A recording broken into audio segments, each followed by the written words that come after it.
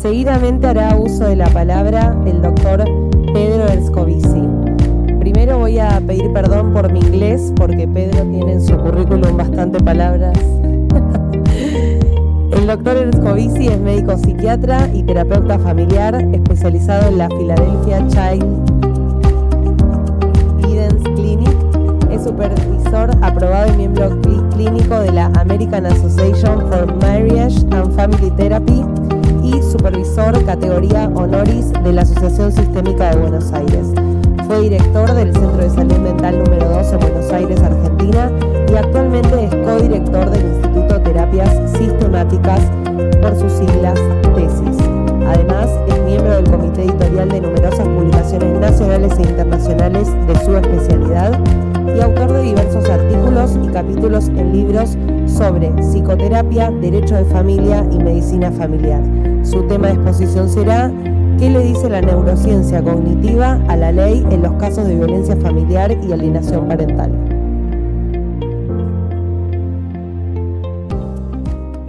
En primera medida, quiero hacer un homenaje a la tradición interdisciplinaria en el derecho de familia. Esto fue una semilla plantada hace muchos años atrás. Algunos de los aquí presentes la han plantado y esto está rindiendo sus frutos en el día de hoy. Agradeciendo básicamente al Congreso y a Mauricio Mizrahi de continuar esta tradición. Yo voy a hablar de algo diferente de lo que habitualmente hacemos los terapeutas. No voy a hablar de psicoterapia, ni de revinculación, ni de terapia de coparentalidad, que son las terapias familiares indicadas en los casos de alienación parental. Lo que voy a hablar es qué le dice la neurociencia a la ley. Y esto tiene que ver con un capítulo nuevo, interesante, apasionante, que hay en la neurociencia que se llama la narratología cognitiva. ¿Y por qué vamos a usar este nuevo conocimiento? Primero y principal porque trabajamos con familias. Todos nosotros los que trabajamos con familias entendemos que la familia está basada, está construida bajo una comunidad narrativa. Y ello es absolutamente posible porque el cerebro funciona de manera narrativa. La narración configura nuestras percepciones. Y cuando digo configura nuestras percepciones, estoy diciendo las nuestras y las ajenas. Esto implica que no solamente que tenemos que evaluar cómo están configuradas las percepciones de las familias que tenemos como abordaje, sino que tenemos que tener en cuenta cuáles son nuestras narraciones, las que perciben, las que configuran nuestras percepciones. El divorcio como trauma necesita de una narración que lo integre. Esto es lo que la psicoterapia entiende como el abordaje más efectivo. De una nueva narración familiar que la refunda y que la reorganiza, en algunos casos en forma funcional y en algunos casos en forma disfuncional. Entonces, hoy vamos a hablar de una narración específica y de una narración muy poderosa, narración secuestrante que se llama alienación parental. Y voy a mostrar mi manera de entender de cómo este secuestro, de cómo esta narración secuestrante se origina. Primero, todos sabemos que el divorcio es un acontecimiento traumático mayúsculo. En la escala de estrés es el mayor impacto de estrés que se puede tener a nivel tanto biopsico como social. El divorcio genera una ruptura de la comprensión estable sobre el sí mismo y sobre la identidad del grupo familiar. El divorcio es un momento de confusión, incertidumbre, amenaza y duda. El divorcio desorganiza la familia. Desde el punto de vista psicoterapéutico, se desintegra la familia nuclear. Y esto requiere una reorganización familiar. La crisis es identitaria en el sentido de pertenencia de todos los miembros de la familia involucrada. Las fronteras de las interpersonales dentro de una familia están alteradas después de una situación de divorcio y antes de su reorganización post-divorcio. La biografía continuada mediante narración está absolutamente en peligro y es por eso que se necesita una nueva narración para refundar la familia post-divorcio. La integridad familiar basada entonces en una continuidad narrativa que estuvo basada originalmente entra en crisis. El divorcio genera un bloqueo narrativo. Para recuperar la continuidad narrativa necesaria para que la unidad vuelva a ser una unidad, se buscan nuevos puntos de referencia para las identificaciones. Esto es importante, entiéndanlo después. Cuando estoy hablando de identificaciones, estoy hablando de las identificaciones de los chicos, de los hijos involucrados y las identificaciones a nivel de familia, de quién y cómo se reidentifican. Estamos hablando de lo que los terapeutas llamamos proceso de reorganización familiar. El proceso de reorganización familiar tiene sus etapas descriptas, sus tiempos descriptos y idealmente se tiene que pasar, después de un cierto tiempo, de una familia nuclear a una familia binuclear. A nivel de alienación parental, la familia no vuelve a ser binuclear. En la reorganización post-divorcio se reinterpreta el pasado, se reimagina el futuro y se busca sentido. Y se generan nuevas identidades. Estoy hablando de una crisis mayúscula que da cuenta de la disfunción posible en muchos casos. La familia crea una nueva narrativa. En la identidad, en la alienación familiar, esa narrativa es específica y particular. Tenemos entonces una acción transformadora que se produce a través de la praxis narrativa y que permite una reflexión crítica sobre la narración familiar que busca la reconstrucción de la realidad, la reconstrucción social, la reconstrucción familiar de la realidad. La crisis, en el mejor de los casos, integra una nueva narrativa y esto ayuda a la reparación. Existen entonces mejores y peores reorganizaciones familiares de pasajes de una forma a otra, de pasajes de una forma nuclear a una binuclear. Pero hay algunas que son disfuncionales, la reorganización. Bien, ahora vamos a hablar específicamente de lo que acontece con la alienación parental desde nuestra perspectiva. La alienación parental se basa en una forma específica, disfuncional de reorganización familiar post-divorcio.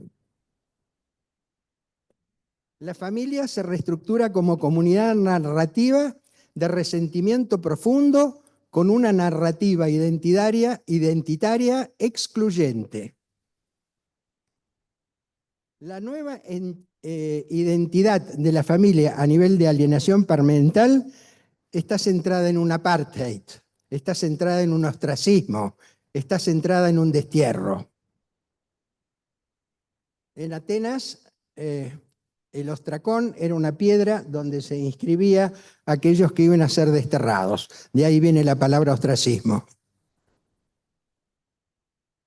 La identidad positiva de la familia alienada necesita de un reverso negativo, como su opuesto, para identificarse como alienadora. Antagonismo entendido como variante maniquea y hasta a veces apocalíptica. Esta diferenciación particular que la familia alienada genera es un agrupamiento tribal de moral exclusivista y de odio existencial hacia el otro considerado como malo esencial. Se estructura entonces una colisión, ya lo dijeron anteriormente, una colisión, lo dijo Carlos, se estructura como una coalición intergeneracional de un progenitor con uno o más de sus hijos en contra del otro progenitor considerado malvado. La comunidad narrativa interpretativa que se genera transporta perspectivas, hace o genera una perspectiva común. Y este es el punto más importante en el cual quiero detenerme. ¿Cómo se forma una comunidad? No solamente cómo se genera un alienador. Comunidad familiar alienadora. Se genera por edición, por segmentación de acontecimientos que van cohesionando lo inconexo. Se genera a través de un orden narrativo nuevo, formado y nutrido por imaginación y enlaces que tratan de buscar un orden, una coherencia y una cohesión. Se buscan explicaciones sencillas sobre acontecimientos complejos. La narración de la que estamos hablando puede incluir ideas de conjura hostil, conspiración o confabulación engañosa, o sea, persecutoria. El casting quiere decir los papeles dentro de la novela, de la narración, es un casting esquemático, con roles fijos, que se llaman roles narrativos, estereotipados y estigmatizantes, que genera un mundo dicotómico que expresa la subyacente pelea por la identidad. Toda familia alienadora está atravesando una pelea por la identidad. De ahí que se excluye no solamente a uno de sus miembros, sino que se excluye a toda la familia de ese miembro.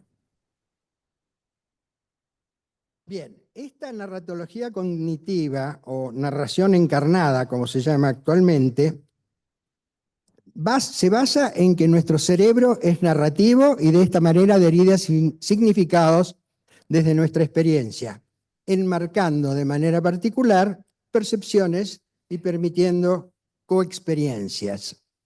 Aquí vamos a lo que quiero subrayar, la capacidad de la narración de generar una coexperiencia. La narración como instrumento cognitivo determina patrones de pensamiento, sentimiento, de memoria y de expectativas. Genera hábitos cognitivos recurrentes y determina roles narrativos que en el caso de la familia alienadora son roles fijos, rígidos, inamovibles. Mediante la atención o foco compartido se generan las experiencias intersubjetivas. La narración sincroniza y relaciona los selves. Estoy hablando de una parte de la neurociencia que habla de la mente doble, del doblaje del self, del contagio emocional y de la posibilidad de tener ondas cerebrales sincronizadas entre varios miembros. Dicho biológicamente, hay un acople estructural. O sea, el cerebro narrativo, como está estructurado, tiene la capacidad de hacer compartir patrones narrativos. El cerebro narrativo común, el que comparten los miembros de la familia, se explica por su capacidad de tener 3 características neurológicas fundamentales. Y aquí me quiero detener porque esta es la explicación que da sentido a la comunidad narrativa de la familia o de cualquier familia o de la familia alienadora en particular. Primero, la teoría de la mente. La teoría de la mente es la capacidad de mentalización que todos los seres humanos tenemos. Es la capacidad de atender, entender y adivinar el pensamiento de otros. Esto se va generando evolutivamente desde la infancia hasta la adultez. Y es una de las formas que se evalúa la maduración adecuada a edad cronológica según cómo se ha desarrollado la teoría de la mente durante el proceso evolutivo. La segunda forma en que se explica el contagio emocional y el contagio narrativo es cómo funciona el cerebro en términos de simulación. Para entenderlo claramente, la narración para el cerebro es una acción, no es un cuento, no es un simbolismo, es una acción. ¿Por qué? Porque el cerebro simula acciones constantemente como forma de funcionar y de entender. Esto ustedes lo ven en el entrenamiento deportivo, que muchos entrenadores hacen que los deportistas imaginen que están jugando al deporte que quieren entrenarse. Esa imaginación permite una destreza motora, o sea, pensando, imaginando sí, estoy por terminar. Acerca acá. Pensando, imaginando el acto es una acción para el cerebro. Y como tercera fundamentación es el descubrimiento de las neuronas espejo. Las neuronas espejo son neuronas motoras y neuronas emocionales que hacen a la imitación automática, a diferencia de la simulación, que es una forma de imitación voluntaria. Las neuronas espejo funcionan como imitación automática. Dicho de otra manera, los seres humanos tenemos neuronas que especularmente imitan la acción que están viendo o que están observando. La mente extendida, entonces, el cerebro común, alienante, familiar, el cerebro también no alienante, es la conexión distribuida por armonización de procesos mentales. Electroencefálicamente estamos viendo ondas que se sincronizan, ondas cerebrales que se generan como sincronización entre los seres humanos. Armonización de procesos mentales que transfieren experiencias y generan un mundo común. El contagio cognitivo y emocional, la fusión de las subjetividades puede generar entonces sobreidentificación empática, subordinación, toma de partido y suspensión del sentido crítico. Un pequeño agregado. La empatía ha sido siempre valorada como positiva, pero la empatía puede ser excesiva y da cuenta entonces del secuestro, de la inducción que puede generar. Trabajamos con la empatía y es un arma de doble filo. Dicho de otra manera, jóvenes profesionales que trabajamos con familias, estamos inducidos cerebralmente por las narraciones, por las propias y por las ajenas. Muchas gracias.